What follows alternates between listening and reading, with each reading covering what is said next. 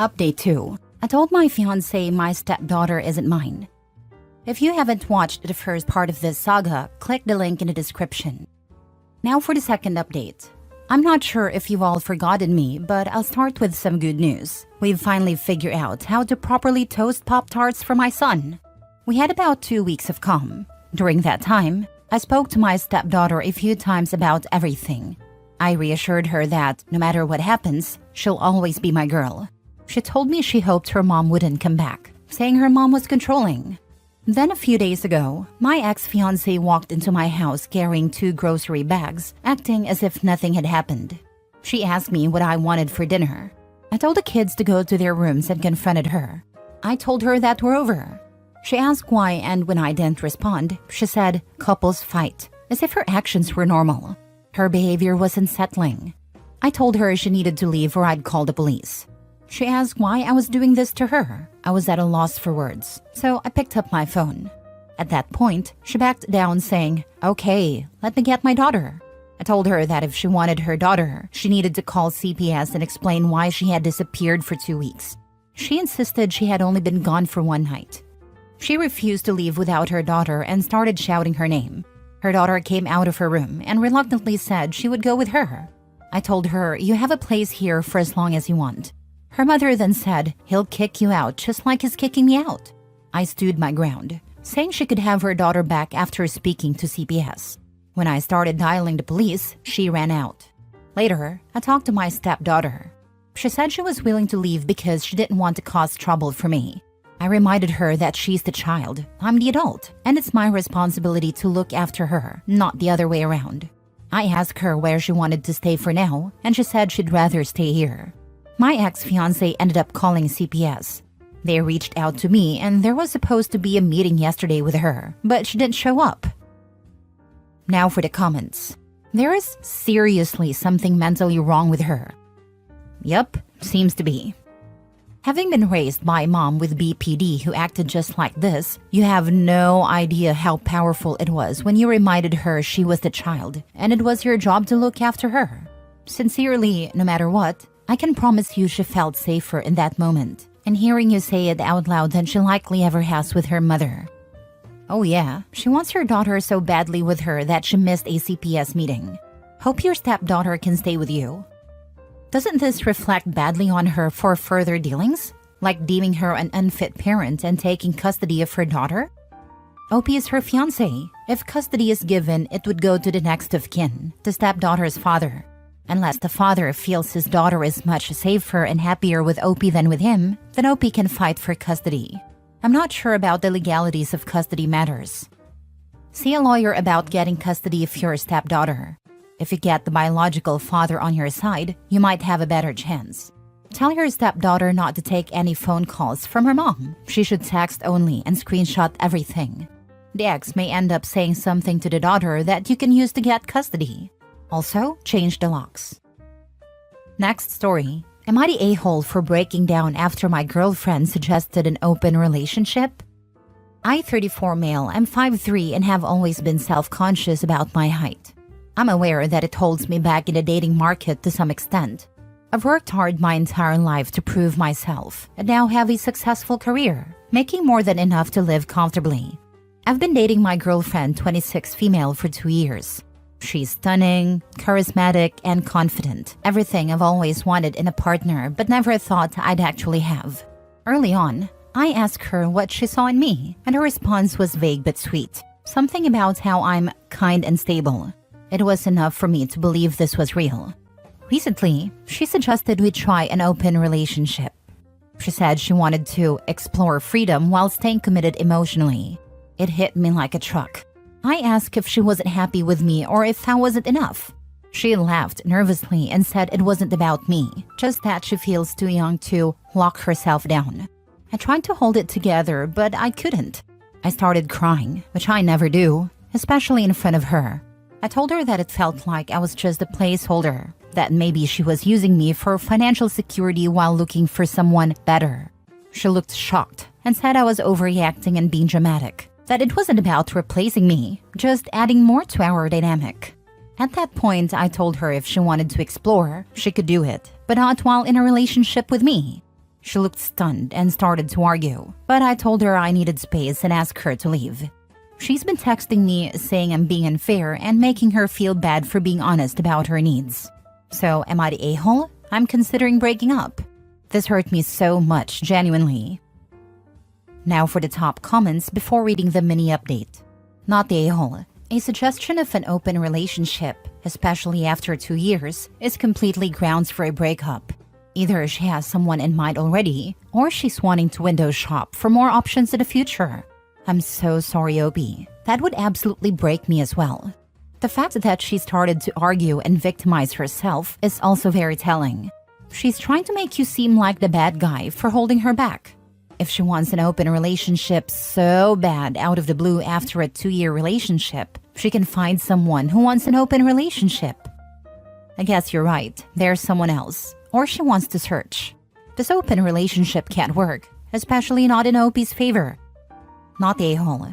She's basically asking your permission to cheat and not have to give up any perks of the relationship. Most of us would have felt exactly how you're feeling.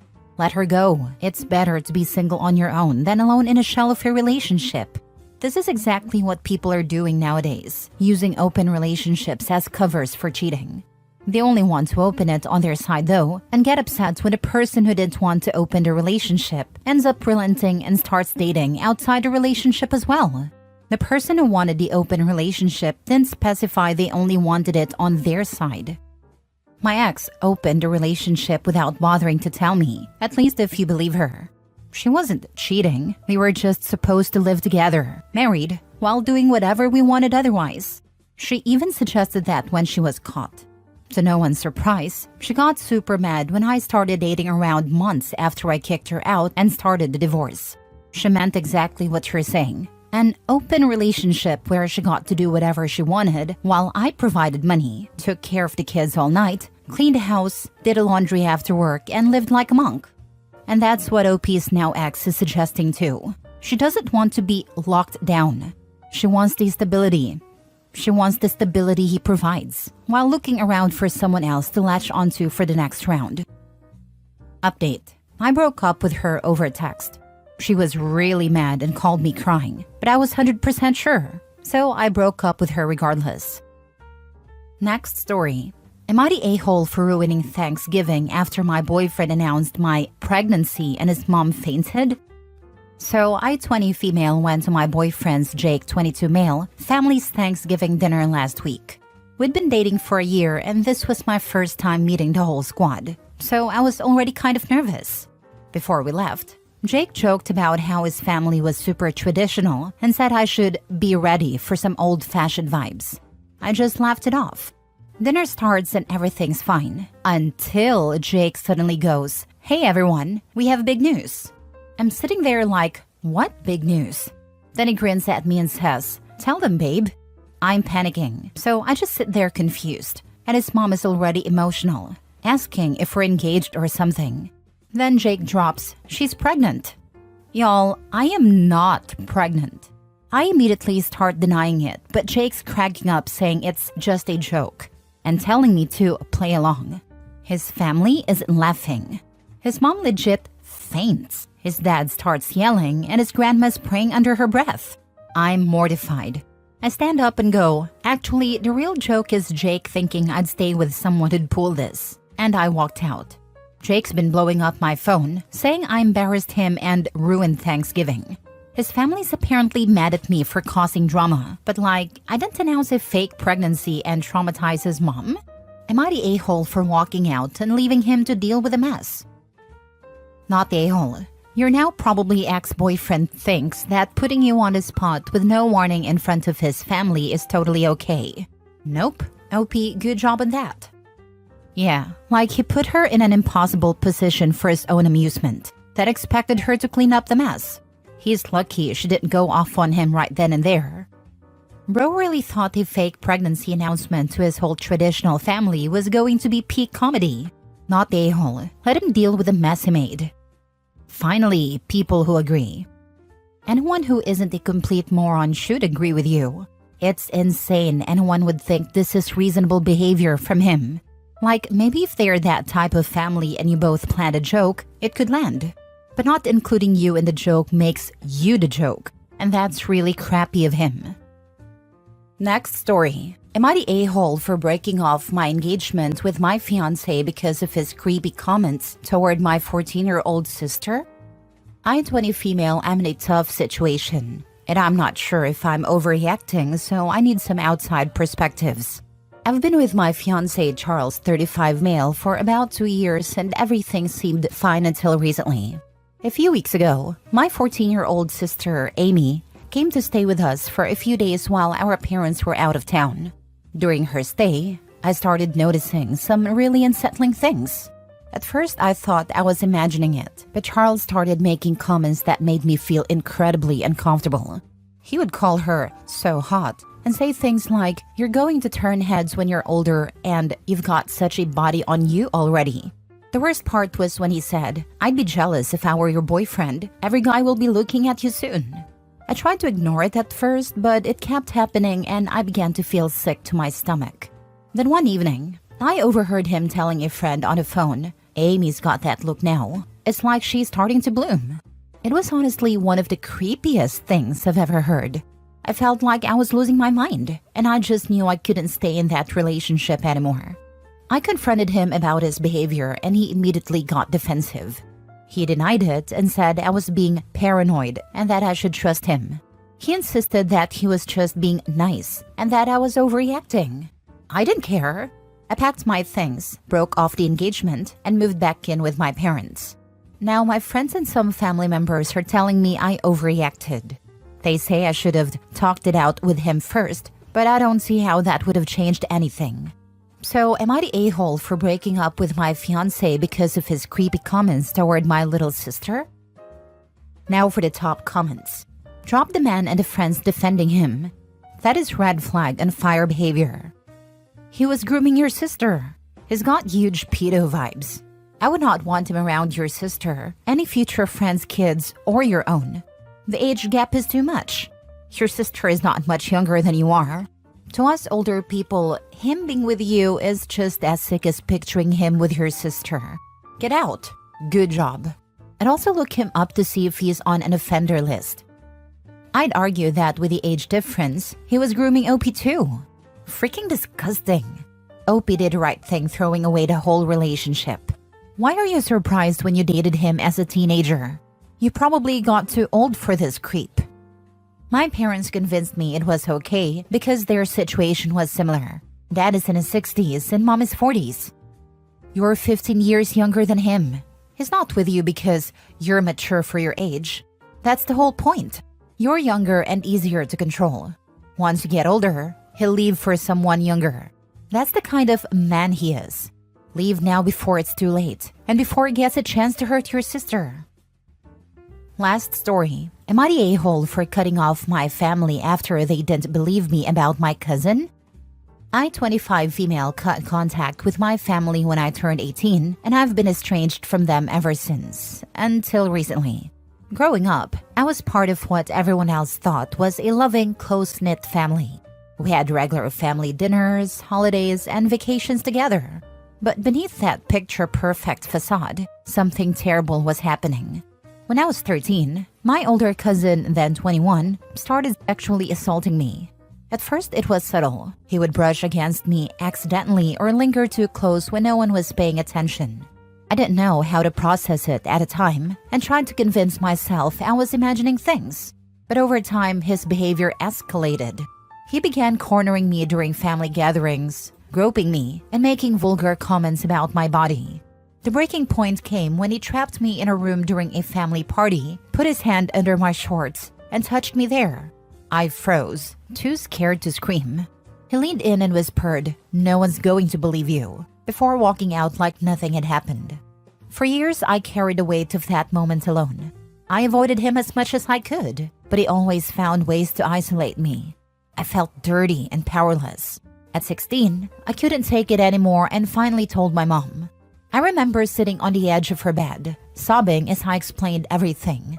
I thought she'd protect me, but instead, she said, "You must have misunderstood him. He'd never do something like that. He's family." When my dad found out, he told me I was being dramatic, and warned me not to spread lies that could ruin lives.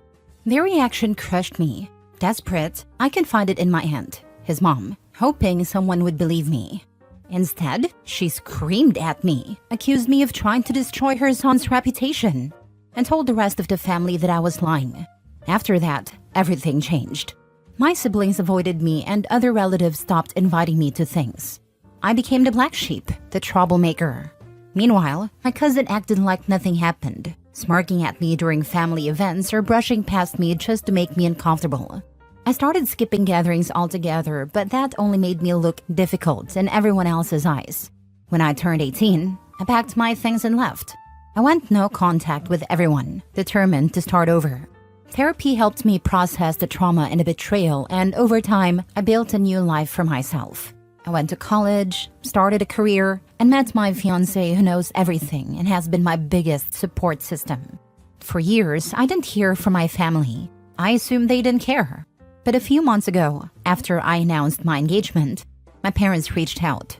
My mom left a long voicemail saying she missed me and wanted to heal the family. My dad sent an email saying they regretted how things turned out and wanted to be part of my wedding. At first, I ignored them, but they kept reaching out, so I finally responded. I told them I'd only consider reconciling if they acknowledged what happened and apologized for not protecting me.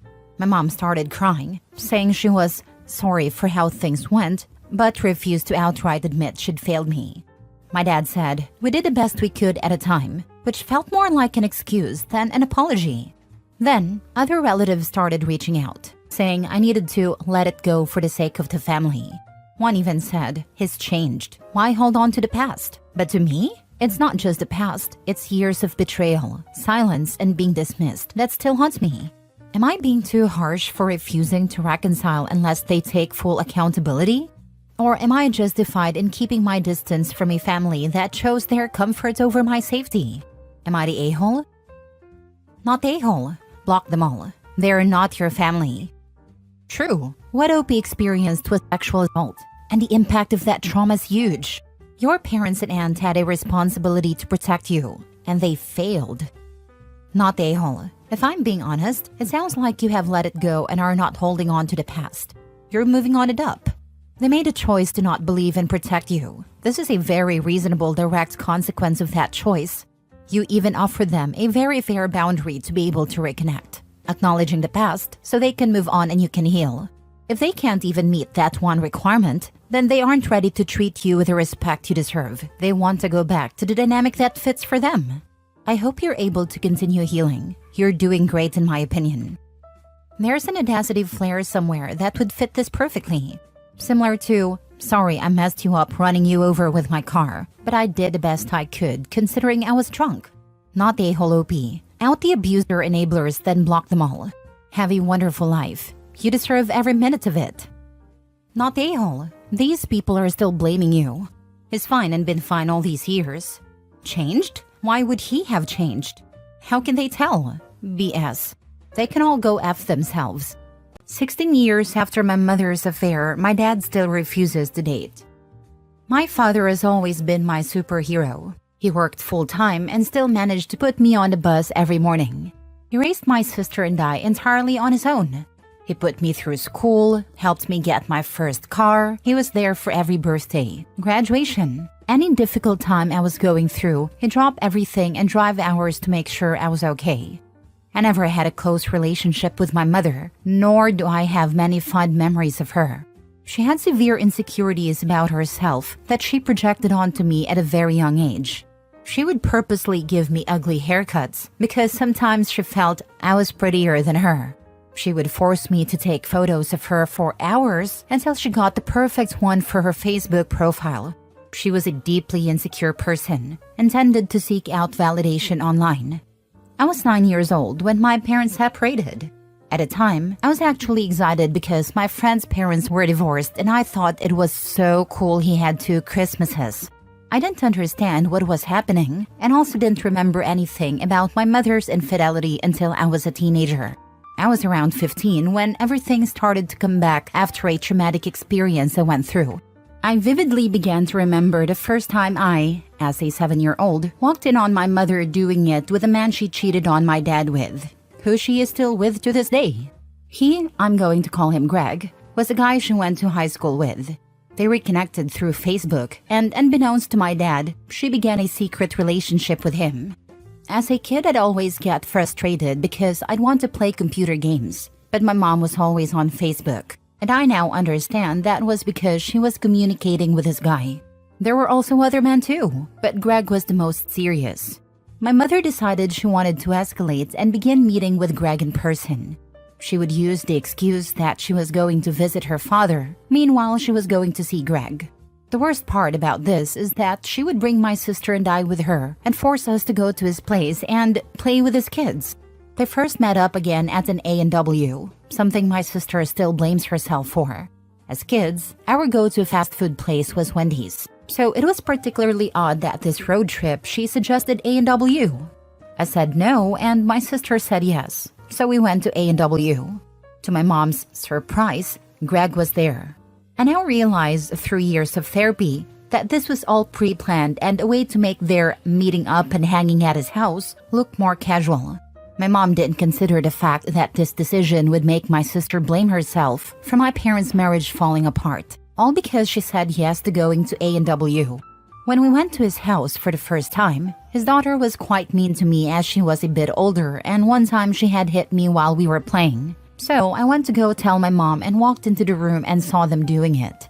I didn't understand what was happening, and I immediately began to cry, as I thought he was attacking her. I ran to my sister to tell her, and my mom came running out and made us promise not to tell our dad. The scene is still burned into my mind. Months went by and the guilt grew.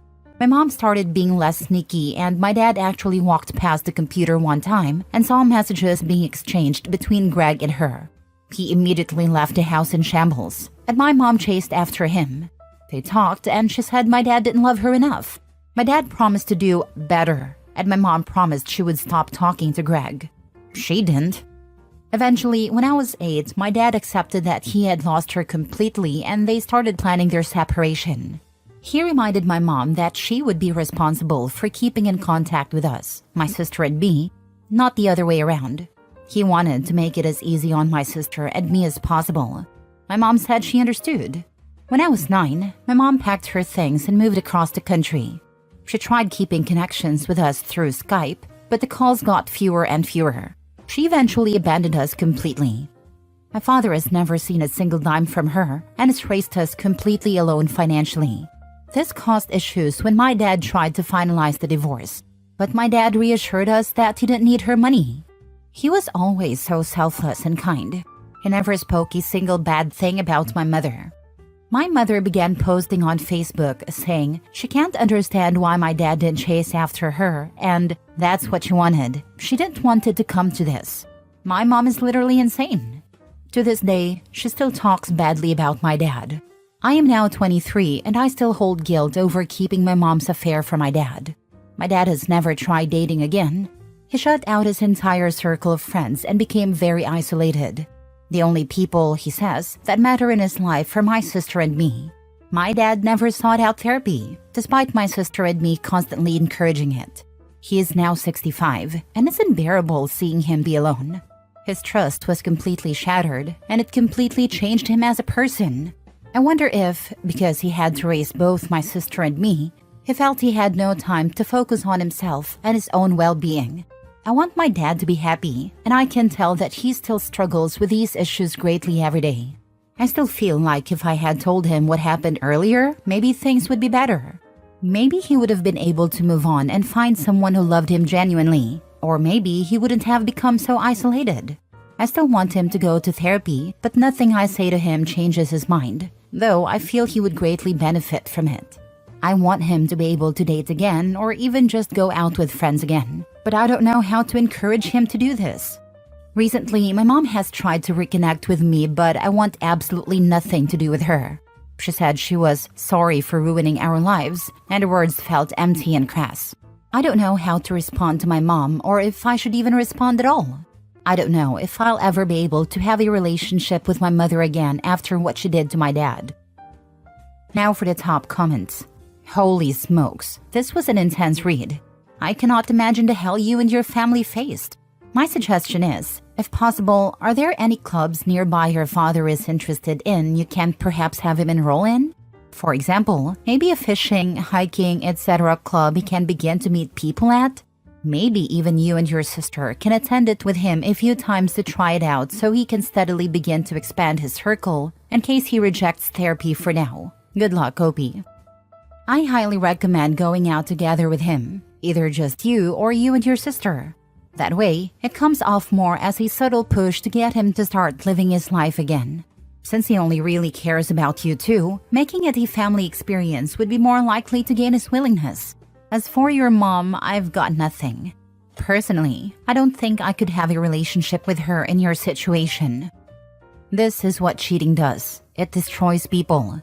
I would just let her go. She's not a good person. Infidelity is a form of abuse. Let it be the wedge that it is. I wanted to mention something I forgot to bring up. In a message she recently sent me, she also said my sister and I are the only ones on her and Greg's will.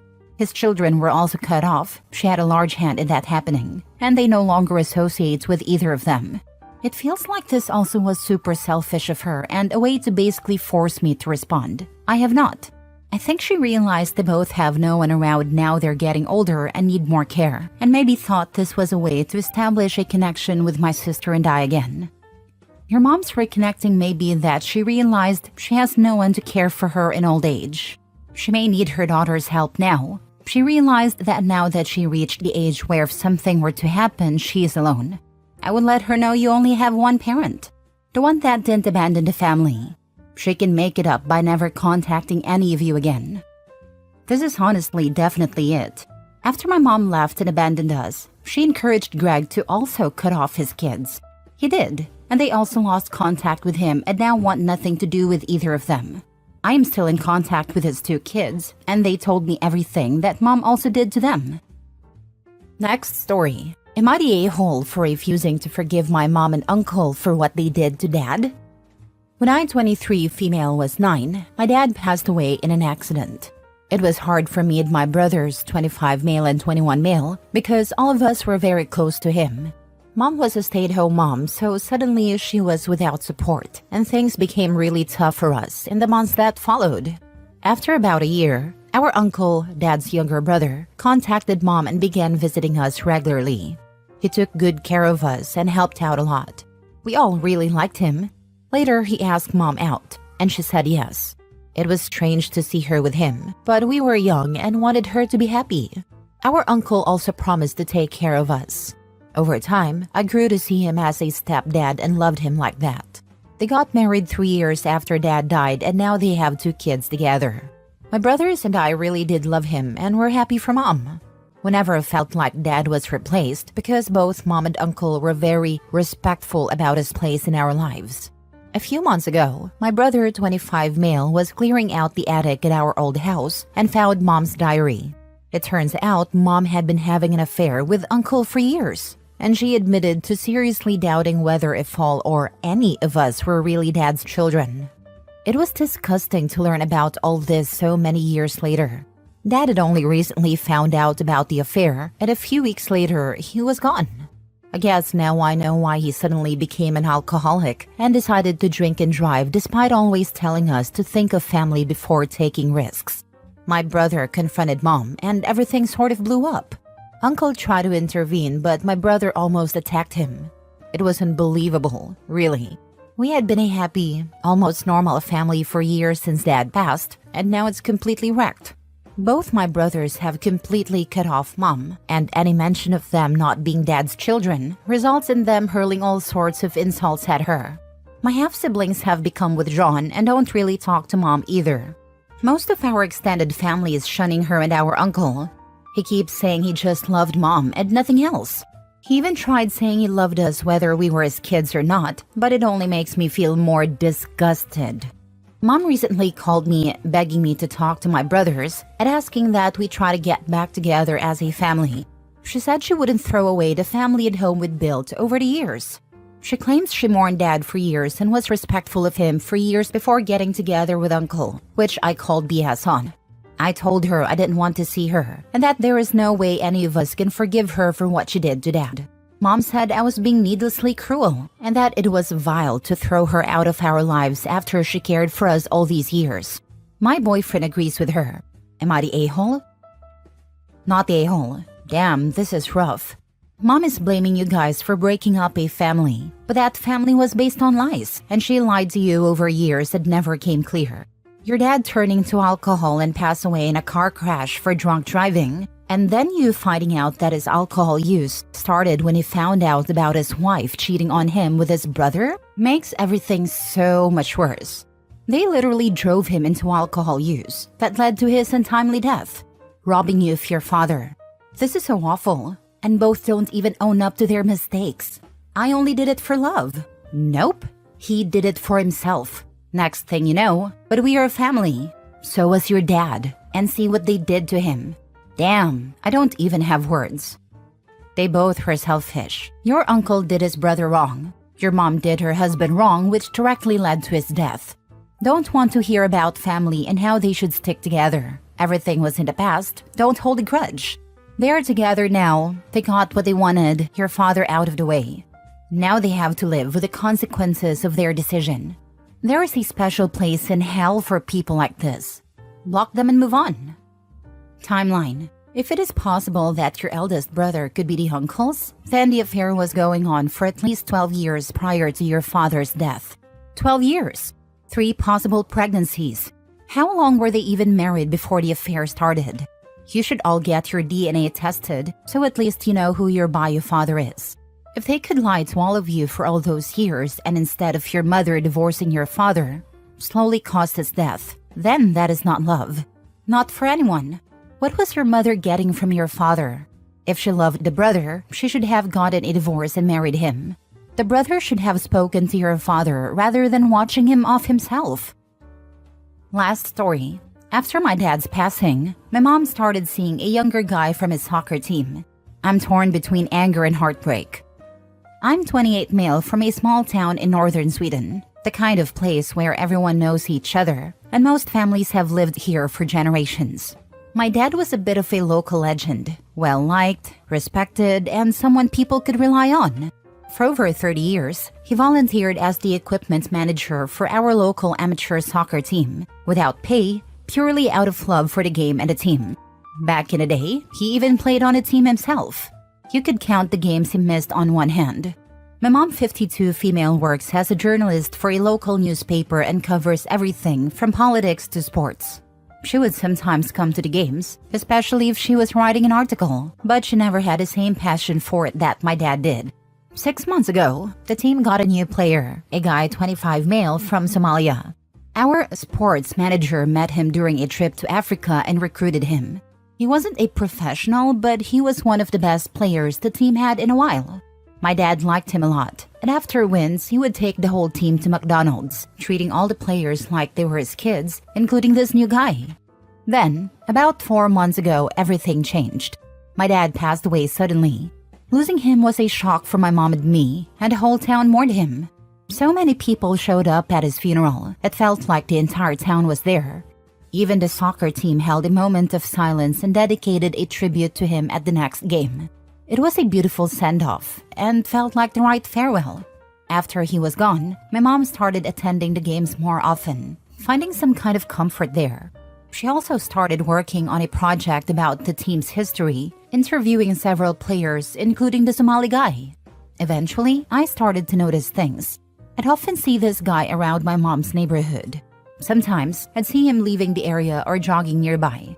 At first, I didn't think much of it, but over time, it started to bother me. He was around way too often. A few weeks ago, during fall break, I went with my wife and kids to visit her family in southern Sweden. A few days later, I got a call from my best friend. He sounded hesitant and almost uncomfortable, which made me worried. Then he told me something that completely shocked me. Apparently, he had seen this guy from the soccer team leaving my mom's house. I was stunned and couldn't believe what I was hearing. I refused to believe it. When I got back home after the break, I was still just as confused and worried. A few nights later, I was on my way to visit my mom, but when I arrived and saw the house in the dark, I had a sudden impulse to stay out of sight. I crept around to the back, carefully made my way through the garden and moved toward the windows at the back of the house. When I looked through the living room window, I saw something that made my heart stop. My mom was sitting on a couch, snuggled up with that guy from the team. They were leaning into each other, and it was clear they were cozying up together. The sight froze me in place, and everything inside me just twisted. The shock and betrayal. I don't even know how I got home. I've cried more in the past week than I thought was possible. I can't wrap my head around it. This is the same guy my dad had welcomed into the team and treated like a son. Imagining him in my dad's house with my mom feels like a violation of everything my dad built, everything he loved. I feel sick, like my dad's memory has been tarnished and disrespected, and he's probably turning in his grave. I haven't spoken to my mom since then. I feel like she's disrespected my dad's memory, and so did a guy. I'm devastated. Do you feel this way because of the timing? How much time has passed since your father died and this discovery? Is it also because of the age difference? Honestly, it's everything, from the timing to the very inappropriate age gap. This also feels deeply disrespectful to my dad's memory.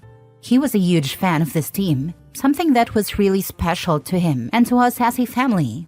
To see someone step into this role in his absence, especially with such a big emotional connection to my dad, feels like a betrayal on so many levels. I'm just shocked that this is happening so soon and that she's with this guy in specific. Am I the a-hole for revealing my parents' lifestyle to my grandparents?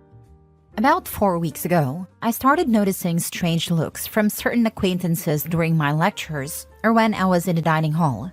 Soon, I got a text from a good friend saying he was sorry for what I was going through. I was genuinely confused about what he was talking about. After further questioning, he told me that a mutual acquaintance of ours had been bragging about hooking up with an older woman and had shared some lewd pics. One of our friends recognized the woman as my mother. At first, I didn't believe it. I thought he was messing with me. I even joked back, saying, "Pics for it didn't happen," expecting him to clap back. Instead, he sent a photo, and it really was my mother. I was completely traumatized when I saw the picture and felt sick. I didn't know how to bring it up to my parents, wondering if my mom was cheating on my dad. Since I live with them, I decided to bring it up the next day by calling a family meeting. I didn't want to do this, but I felt my dad needed to know and confront my mother. When I mentioned it to my parents, their reaction caught me off guard. They both looked shocked and ashamed. My dad couldn't meet my eyes, and my mom was covering her face and crying. The truth was something I wasn't ready to hear and honestly wish wasn't true. Apparently, my parents are swingers. They hook up with people outside their marriage. My dad was well aware that my mom had hooked up with an acquaintance of mine. I admit I got belligerent. I cursed at them, told them my mom was disgusting for hooking up with someone around my age, and said she was selfish for risking hooking up with a potential peer of mine without considering the repercussions on me. She tried to defend herself, saying she only knew he went to the same college but didn't realize he was in my circle or would share those photos. I told her that was a pathetic excuse and that she had still been willing to take the risk. Then she started sobbing terribly. My parents keep trying to apologize, but I tell them to go to hell. I can't have dinner with them or look them in the eye, and I can hear them cry at night. It's been incredibly hard to go to school, and I've been missing lectures, self-studying whenever I can. I decided to share what was going on with my grandparents. They're allowing me to move in with them so I can attend community college in another state. This didn't happen without my grandparents berating my parents, though. Now my parents are upset with me getting my grandparents involved. Now for the top comments. You're the a-hole. Your parents are human. Humans are horny. It sounds like you grew up in a place that likes to shame people getting their freak on. It's not fair for me to suffer due to them getting their freak on. How are you suffering? Are people making fun of you? Do they throw rocks when you go by? Or is it the very knowledge that someone at your college has boinked your parent? Your disgust is your own reaction, and it's clear that your parents had no malicious intent. Yeah, I am being made fun of. People who I don't even know are asking me if my mom is available. Hey, I just want to take a second and reframe this situation here. Someone had intimate media of your mom and shared it without her consent. That's heinous and a serious breach of her privacy. That's also a crime in many jurisdictions. Your mom was seriously wronged here, and you've managed to make this all about yourself. The guy is a complete piece of trash for doing that. I can be sympathetic on that part, while being upset with my parents getting involved in a situation that would affect the entire family. My mother knew beforehand that this a-hole was not only around my age, but went to the same college as me. That should have been more than enough to steer clear away from him. To all the YTA voters, how would you feel if you're living your life and thinking everything is going nicely, then you notice people looking at you weird? You're getting the feeling like you did something wrong. Then your classmate/friend tells you that a mutual friend has slept with your mom, and pictures were involved. And you see the pictures. Your current reality is now shattered, and when confronting your parents, they tell you they're swingers, living a mutual lifestyle that also overlaps with your friend base and classmates. And you had no knowledge of what was happening. Don't tell me you wouldn't have been disgusted and traumatized. I call bull. Haven't we seen stories like this, where the child always finds out in the most egregious way and it never works out? If OP is younger than 21, I'd say their reaction is very valid. If OP is over the age of 21, maybe they should have approached their parents without guns blazing. Either way, the parents should have kept their child in the dark, especially when one of them is getting involved with their peers. I'm torn between everyone sucks here but leaning towards not the a-hole. Thank God someone agrees, lol. How the heck are so many people slating this kid? His mom slept with his classmate and knew they go to the same college. WTF? Swing all you want, but there has to be precautions taken. And it sounds like they were selfish enough to let their horniness get in the way of their own kid's life. Next story. Am I the a-hole for immediately donating the gifts my stepmother bought for my children? I, 34 female, have no contact with my stepmother, Mary. Long story, not worth explaining. It's been 5 years since I cut her off from my family's lives. As such, she hasn't seen my son 8 male since he was 3, and she has never met my daughter 4 female.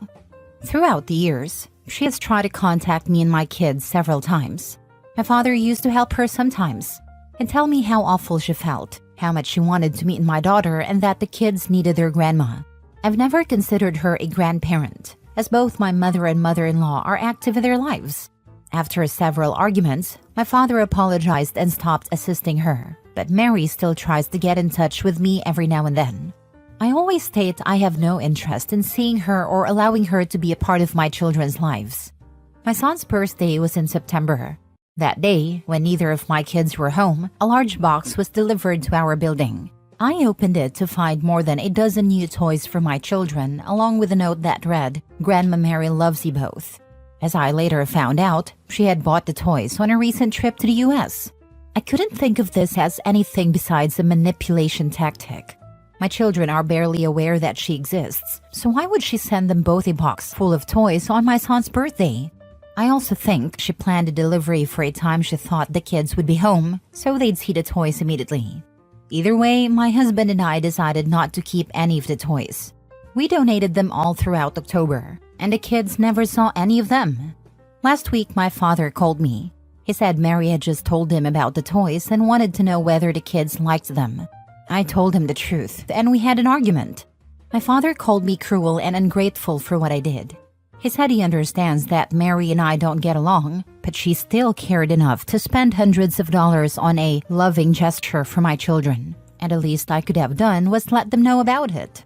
I honestly couldn't imagine keeping those toys, but I'd be lying if I said the amount of money spent on them didn't make me feel guilty. Am I the a-hole? I mean, I do kind of want to know the story, lol. Of course not the a-hole. No contact means no contact. You didn't ask her to spend money on gifts that shouldn't have been sent. Several fights later, my father apologized and stopped assisting her, but Mary still tries to get in touch with me every now and then. There must be a good reason why she went no contact. Even her father apologized to OP until now. Either he thought everything would cool down and he will have his family together, or Mary's manipulating him so bad. Anyway, OP is not the a-hole. She turned a disgusting action into a good one. She did the right thing in both ways. Not the a-hole, not the a-hole, not the a-hole. Mary knew exactly what she was doing, as she's been doing this stuff for at least 5 years. What you decided to do with the toys a stranger attempted to give your children was to donate them back to people in need. Some might throw them away, but you put the toys to good use.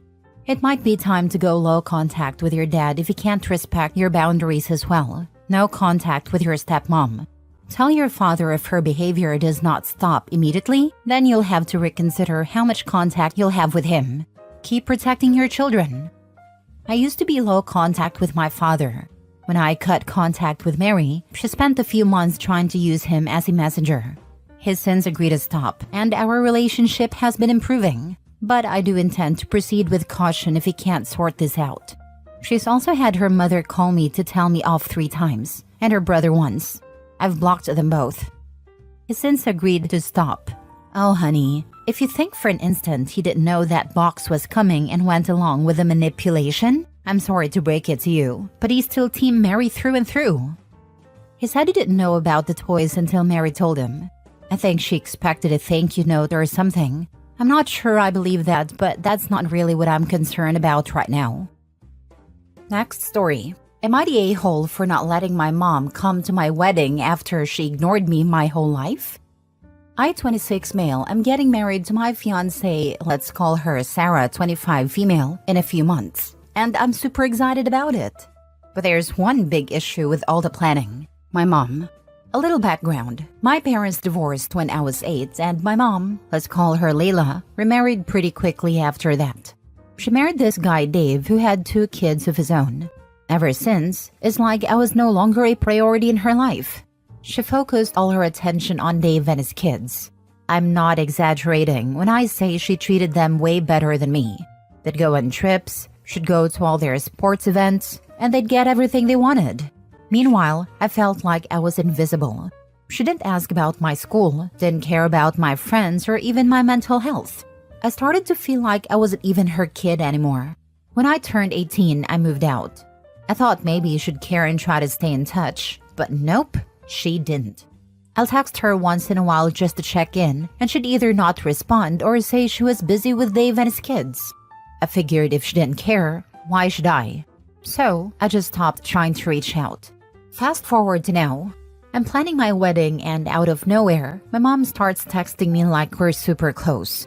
She wants to know all the details, saying how excited she is, and even saying things like, I can't wait to see you start this new chapter. Like, seriously? I haven't heard from her in years, and now she expects to be front and center at my wedding? I told her straight up that I didn't want her there. I said I'm not comfortable with her coming after everything that's happened, and that if she really wants to have a relationship, we can talk about it after the wedding, but not before. She started crying, saying I'm holding a grudge and that I'm her son and she deserves to be there. But I don't know how I'm supposed to just forget the fact she ignored me my whole childhood in favor of Dave's kids. Now my family is split. Some of them think I'm right and that I shouldn't just let her show up when she never showed up for me. Others think I should just let it go, saying it's just one day and that I should let her come to the wedding to keep the peace. So, am I the a-hole for not letting my mom come to my wedding after everything that happened? She started crying and saying I'm holding a grudge and that I'm her son and she deserves to be there. And you're her son who deserved to have a mother that cared and prioritized you at least occasionally. But here you are. You're well within your rights to hold that grudge until you feel comfortable letting her back into your life, which is not now. Others think I should just let it go and it's just one day, and that I should let her come to the wedding to keep the peace. I hate this sentiment with a passion. What peace? You would not be at peace if you had your mom at your wedding.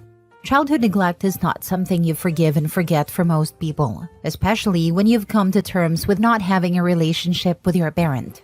She doesn't get to waltz back in to ruin what's supposed to be one of the happiest days of your life. Not the a-hole. I'm with you. I absolutely hate the phrase, apologize to keep the peace. It's only ever said to the one in the right. So she must have some sort of flying monkeys among the people you are in touch with. Do you have any idea who? Someone has been keeping her abreast of developments, or she wouldn't know anything about it. I'd be tempted to be as brutal as necessary. Tell anyone who raises the topic, I am not interested in granting her any kind of a redemption arc. I have learned how to live without her in my life, and she without me. I have every intention of keeping it that way. The subject is closed. I think we all can guess what will happen. Mom will show up, act like Mother of the Year, and try and take control of everything like planning.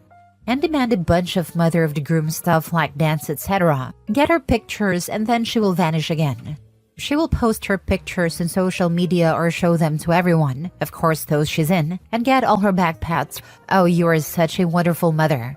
And then she'll throw those pictures in a drawer and forget OP all over again. And the only moment she might pop up is if there's a grandchild so she can get even more back pats from people. Last story. Am I the a-hole for leaving my fiancé without telling him? To be honest, I don't know where to start. I just need a place to rant because too much is going through my head at once. I've been engaged for 3 months, and because weddings take time to plan, my partner and I decided to have it in December. But I don't think that's happening anymore. My fiancé, 29 male, and I, 28 female, have been together for 4 years. And earlier this year, he wanted to tie the knot. My fiancé has a daughter, 7, and I've been very involved in her life. She would call me mom and see me as a mother figure since her own mother hasn't made much time for her. Her mom is still around, but often fails to pick her up or spend time with her when she's supposed to. I guess I should have known what I was getting into. My fiancé and the mother of his child were not good at co-parenting, which led to their daughter developing separation anxiety. I was often the one to step in and help her calm down. From my perspective, I thought my fiancé and the mother of his child hated each other. But I was wrong. The whole time, he was sneaking behind my back to be with her. I found text messages and videos of them together. It was a betrayal, especially considering I was the one trying to help them figure out their parenting issues. There was nothing I could have done to prevent it. When I found out, he was in the bathroom, and that night he just kept getting so many messages and calls. I now call myself the a-hole for looking through his phone, but the calls and messages were from his ex, and they were very explicit, as if they were a married couple. At this point, there's no reason to go through with the wedding. It's not good for my mental health. I know in my heart that this isn't something I can just sit around and accept quietly. While he was still in the shower, I had enough time to leave and go to my mom's. I was almost hyperventilating from the shock. It's so bad that I'm not in a mental state to talk to anyone. My friends are worried, but I don't even want to talk to them. Since last night, I've been getting texts from my fiancé and his daughter asking where I am. I still have to go back to get my things with my brother, but he wants me to calm down first. Am I the a-hole? Not the a-hole for not marrying him, but personally, I would have printed off screenshots and left them for him to find. Either way, he'll figure it out. Maybe OP should go back when he's at work or something to get her stuff and leave the screenshots on the table, if she could still get access to them. Not the a-hole. I feel sorry for you and this little girl. He and his ex are both a-holes. I don't understand co-parents like this. If you can't stand each other, then why continue sleeping together?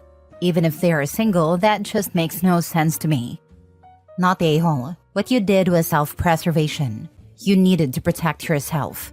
It's normal to feel regret for the daughter, but you should never marry this man. If he betrays you before marriage, it will only escalate. Take care of yourself, OP. Am I the a-hole for refusing to attend my best friend's wedding after she replaced me as a maid of honor because I'm too fat, I'm pregnant, and asking her to pay me back for everything? I, 27 female, have been best friends with Claire, 28 female, since high school. When she asked me to be her maid of honor, I was thrilled and went all out to make her wedding special.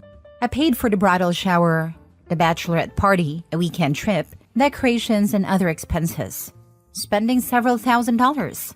While it was a lot of money for my husband and me, I wanted to make her big day perfect because she's like family to me. 2 months ago, I shared that I'm 4 months pregnant. Claire congratulated me but started acting distant afterward. She excluded me from conversations about the wedding and made passive comments about how hard it is to coordinate when people are distracted. I brushed it off, thinking it was just wedding stress. A few days ago, she sat me down and told me she didn't want me at the wedding anymore. Her reason? I'm getting too fat, and she doesn't want me in the pictures. She said she has a specific vision for her wedding, and I no longer fit it. I was devastated. I asked if this was about my pregnancy, but she insisted it wasn't personal.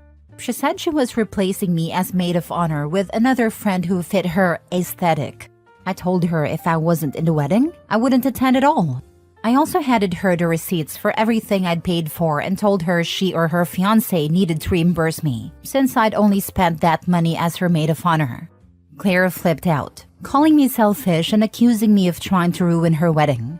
She said it was tacky to ask for the money back, and that expenses like these were my responsibility as maid of honor. I reminded her that she removed me from that role, so those expenses were no longer mine. Since then, Claire, her fiancé, and even her family have been spamming me with calls and texts. They're accusing me of being petty and overreacting because of pregnancy hormones. They're also saying I should have just let it go and written off the money because weddings are stressful. And Claire didn't mean to hurt me. My husband has been incredibly supportive and says I did the right thing. He is furious at how Claire treated me and agrees that I shouldn't be out thousands of dollars for a wedding I'm not part of. I feel heartbroken and humiliated by someone I thought was my best friend. Still, the constant backlash has made me second-guess myself. Am I the a-hole for standing up for myself and asking for reimbursement? Should I have just quietly stepped aside? Not the a-hole. She said it was tacky to ask for the money back. She didn't want me in the wedding anymore. Her reason? I'm getting too fat. And she doesn't want me in the pictures. Bruh. It sounds like a big joke. I didn't think stuff like this actually happened in real life, and I never expected it from her. Sounds to me like she's afraid of being upstaged main character syndrome. She also waited till it was close enough to the wedding where the majority of the expensive costs were paid for before releasing OP from her duties. You're damn right to ask for that money back. Take her to small claims if you have to. Threat her with that too. She's literally thought she could tell OP she's getting fat. Weird how she uses that term and not pregnant to describe OP, and OP would just roll over and take it without a word. The way her family's behaving proves that they know exactly what she said to OP also. Good for you for standing up for yourself. You are not the a-hole at all. Not the a-hole, and I wouldn't be calling her a friend.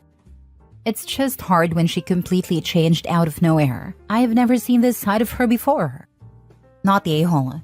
Glad your husband has your back. Both of you can enjoy some quiet time instead of Claire's aesthetic. You shouldn't be out thousands of dollars, but unfortunately you are now out one friend. She has chosen photos over friendship. There's nothing wrong with asking for reimbursement for the money you spent in a role you were fired from. If necessary, file in small claims court and be petty. Do it before the wedding to recoup your money. Pregnancy hormones have nothing to do with this. They're claiming you're overreacting because they want you to believe it isn't a big deal and that you should let it go. Translation, they don't have the funds to repay you. If Claire didn't mean to hurt you, she wouldn't have done what she did, and she would be apologizing profusely. Neither of those things happened because she's not truly a friend. Just remember, photos first. Next story. Am I the a-hole for refusing to babysit my sister's kids after she publicly called me irresponsible in front of our whole family? I, 26 female, I'm the younger sister to Emma, 34 female, who has 3 kids, 7, 4, and 2. Emma has been a single mom for the past few years, and while I respect her hard work, I feel like I've been roped into this unofficial, secondary parent role without my consent. Even though I love it at times, it is stressful. Over the past year, she's come to rely on me as her primary babysitter. She often asks me to watch the kids at the last minute because she needs a break or wants to run errands without the stress. I've canceled my plans more times than I can count to help her out. And I did it because I wanted to, because she is my sister. But last weekend, I finally had something I was looking forward to, a close friend's birthday dinner. I'd been helping her plan it for weeks, and we were supposed to have this amazing girls' night at a fancy restaurant, followed by karaoke, something I never get to do because of how much I'm helping my sister. On the day of the party, Emma texted me in the afternoon, asking if I could watch the kids for a few hours so she could recharge. I told her I couldn't because of my plans and expected her to respect that, which she seemingly did. I assumed she found someone else or worked it out in the end. Then, fast forward to the next evening at a family dinner. Out of nowhere, Emma goes off on me in front of everyone, saying I'm irresponsible, self-centered, and that I have no idea what it's like to be a real adult, since I don't have kids of my own. She even went on about how she sacrifices everything for her kids while I party around like a teenager. I was mortified and honestly heartbroken. This was in front of our parents, aunts, uncles, everyone. After dinner, I told her that I was done babysitting until she could apologize and start treating me with respect. She's been furious, saying I'm abandoning her and that family should be there no matter what. It made me feel really bad, and I felt as if I had abandoned her as a sister with this demand. My mom, of course, took her side, saying I should let it go because Emma's stressed and just needs my support as she is a single mom and yada yada yada. I get that being a single mom is tough, and I am her sister, and she has helped me out a lot too. But on the other hand, I feel like I'm being guilt-tripped and treated like her backup parent. Not even a babysitter can have other plans. Am I the a-hole for saying enough is enough and setting this boundary? Not the a-hole. Her being a single mother is her damn problem, not yours. There is no way I would ever babysit for that woman ever again. She even went on about how she sacrifices everything for her kids while I party around like a teenager. Of course she's the one that has to sacrifice. It's her responsibility as their parent. How is the fact that you party even relevant to her kids? You've already done more than enough to babysit for your niece/nephew's OB. I know the kids know and love you for that too. Never babysit for her again and move out as soon as you can. Your family openly takes you for granted. Your sister thinks you're her servant, not the a-hole. Setting boundaries is crucial. Your sister needs to realize you have your own life too. Don't let her guilt trip you into babysitting again. Not the a-hole. Not the a-hole. Babysitting doesn't mean signing up for lifelong on-call backup. If Emma wants support no matter what, maybe she should start with respecting your plans. She can't roast you in front of the family and then expect you to be her go-to. Boundaries aren't abandonment. They're just healthy. Edit. Okay, so lots of people in the comments encourage me to set up firm boundaries. Lots of great advice here in my opinion. Everyone's so positive and reminding me that boundaries are key. Now I see that I really do need to hold firm on them. Setting limits is something I've struggled with, especially when it's family. No apology from her yet, but I'll stay strong. Thanks so much for the support. Next story. Am I the a-hole for not doing everything to help my parents afford treatments for my brother? When my brother 18 male was 4 and I 16 male was 2, he was diagnosed with blood cancer. He'd been sick for a little while, and our parents initially thought he had a flu or something. Because they didn't get him the help right away, they felt guilty and devoted every second to him from that point forward. It was supposed to be until he was cancer-free, but by the time we were 8 and 6, and they had become so used to focusing only on him. I spent most of my time with an uncle who lived nearby or with neighbors when my brother was undergoing treatment. My uncle didn't like having me around, and the neighbors were busy with their own kids, so I got used to being ignored and forgotten. When my brother was finally back home and I wasn't sent away anymore, I was already used to being alone and taking care of myself. My relationship with my parents has never been close, and it's the same with my brother. Both of us feel more like only children, and he's given me a hard time for telling our parents that I'd like some of their attention too. They always told me he needed it more, and he considered me a drama queen. The last time I said anything, which was about 3 years ago, he said he didn't realize boys could be as dramatic as girls. My brother's cancer came back 5 years ago, but it was dealt with early, and he didn't have treatment for very long. After that, he seemed better in all ways. He had more energy, his appetite was better, and he was doing things he'd never had the energy to do before. About a year ago, my mom's parents moved closer to us and they focused on me, which bonded us quickly.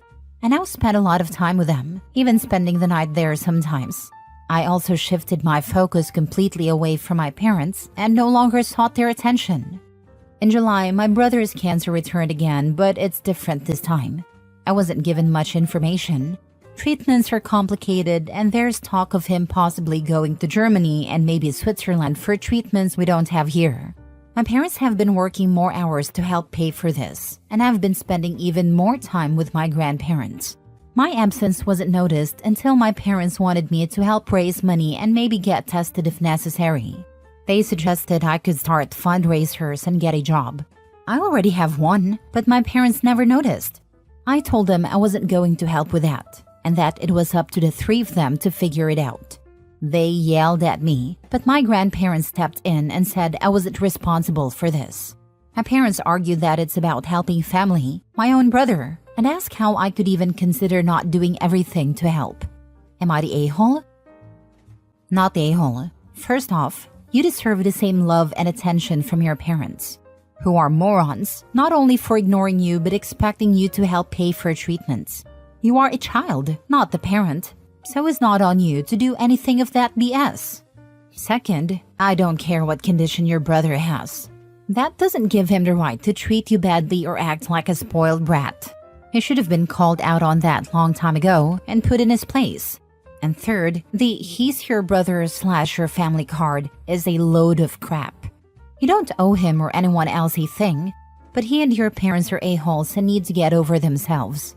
Just like they need to realize what crappy people they are for doing all of this to you.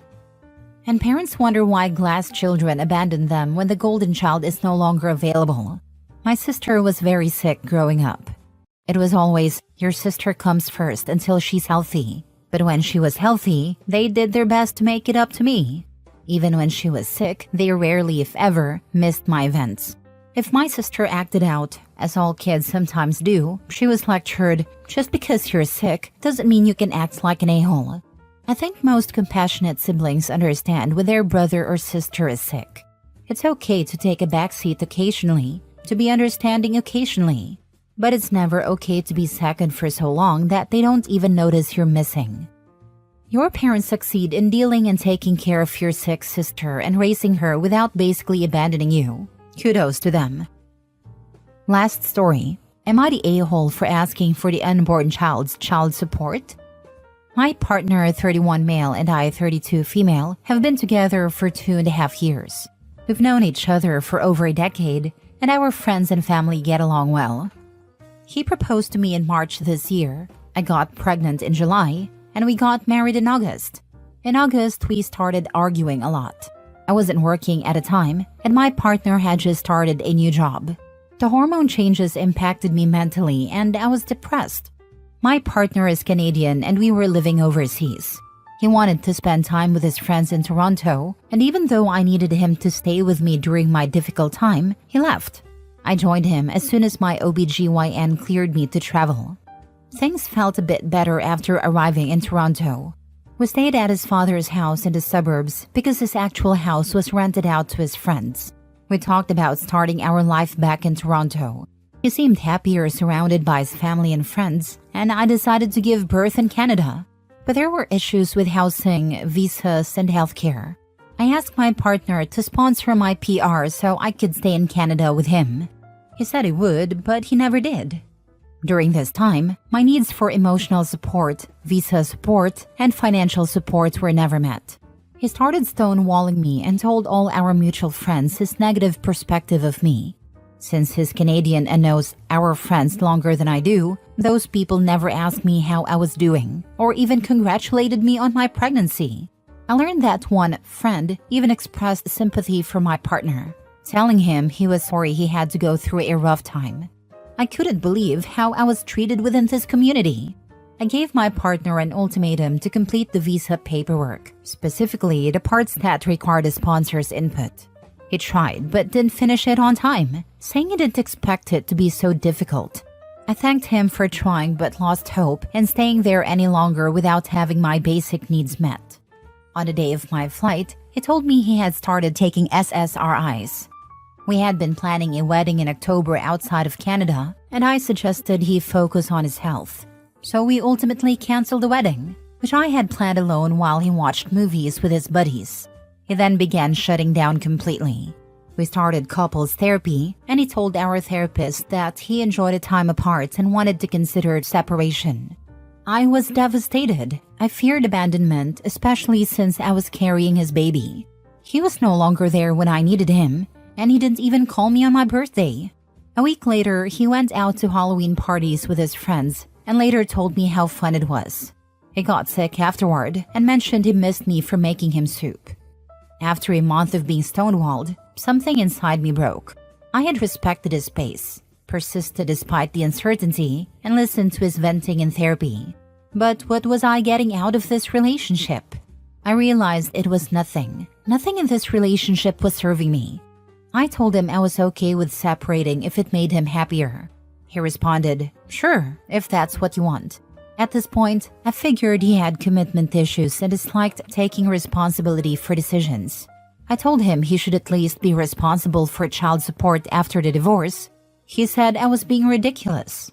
Am I being ridiculous? Is a depressed white man allowed to do whatever he wants for as long as he wants and still feel righteous? Not the a-hole. Child support isn't about him. It's about making sure the baby is supported. If he's ready to party but not parent, it's fair to ask him to step up where it counts. Child support is essential for the child's well-being. His right to enjoy life shouldn't overshadow his responsibilities as a parent, especially during such a crucial time. Not the a-hole. I would assume that the child's father is responsible for paying child support in most jurisdictions. Thank you. I believe so too. Really appreciate your input.